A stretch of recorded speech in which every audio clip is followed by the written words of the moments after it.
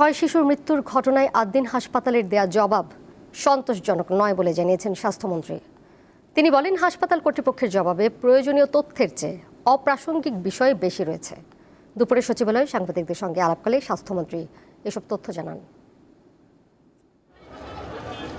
গত 27 মে ভোরে রাজধানীর মগবাজারের আদ্দিন হাসপাতালের পোস্ট অপারেটিভ ওয়ার্ডে ভর্তি থাকা 6 নবজাতক কয়েক ঘন্টার ব্যবধানে মারা যায়। ঘটনার পর স্বাস্থ্য অধিদপ্তর একটি উচ্চ পর্যায়ের 3 সদস্যের তদন্ত কমিটি গঠন করে। কমিটির প্রতিবেদনে হাসপাতালের ব্যবস্থাপনা, পরিবেশগত অব্যবস্থাপনা এবং দায়িত্বে থাকা চিকিৎসক ও নার্সদের গাফিলতির একাধিক দিক উঠে আসে। প্রতিবেদনে আরও বলা হয়, ওই ওয়ার্ডটি নবজাতক ও অস্ত্রোপচার পরবর্তী রোগীদের জন্য উপযুক্ত ছিল না। এছাড়া শীতাতপ ব্যবস্থাতেও সমস্যা রয়েছে।